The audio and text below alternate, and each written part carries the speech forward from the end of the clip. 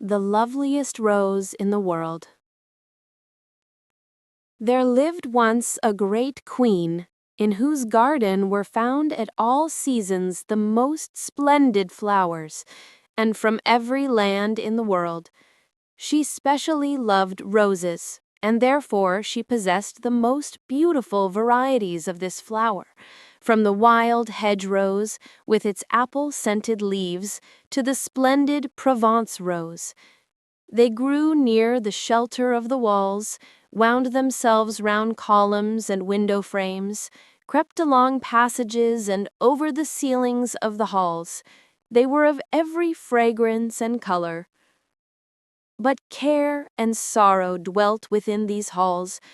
The queen lay upon a sick-bed, and the doctors declared that she must die.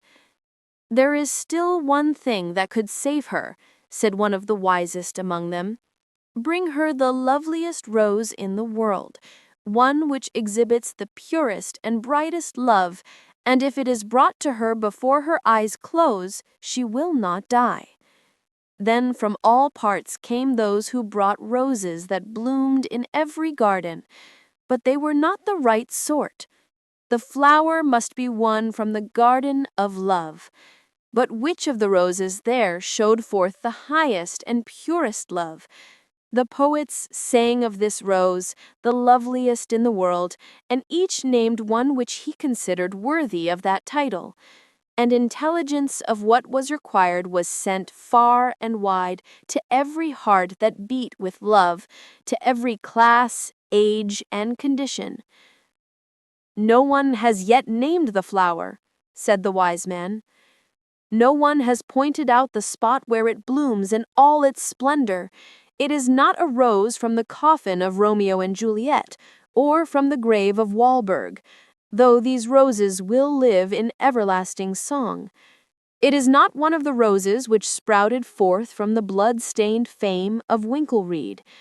The blood which flows from the breast of a hero who dies for his country is sacred, and his memory is sweet, and no rose can be redder than the blood which flows from his veins.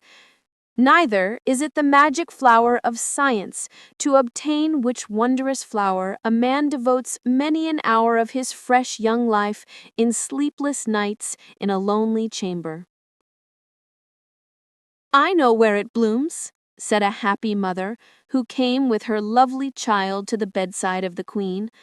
"I know where the loveliest rose in the world is. It is seen on the blooming cheeks of my sweet child, when it expresses the pure and holy love of infancy. When refreshed by sleep, it opens its eyes and smiles at me with childlike affection." "This is a lovely rose," said the wise man, "but there is one still more lovely."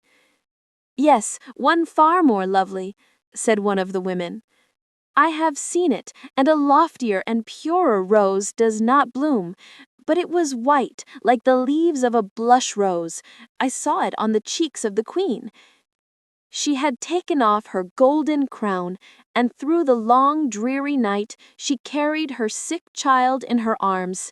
She wept over it, kissed it, and prayed for it as only a mother can pray in that hour of her anguish. Holy and wonderful in its might is the white rose of grief, but it is not the one we seek.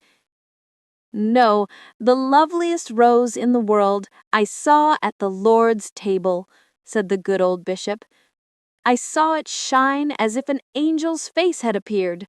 A young maiden knelt at the altar and renewed the vows made at her baptism, and there were white roses and red roses on the blushing cheeks of that young girl.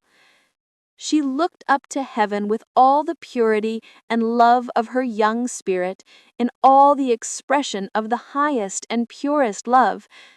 May she be blessed," said the wise man, "but no one has yet named the loveliest rose in the world." Then there came into the room a child, the queen's little son. Tears stood in his eyes and glistened on his cheeks. He carried a great book, and the binding was of velvet with silver clasps. "Mother," cried the little boy, "only hear what I have read."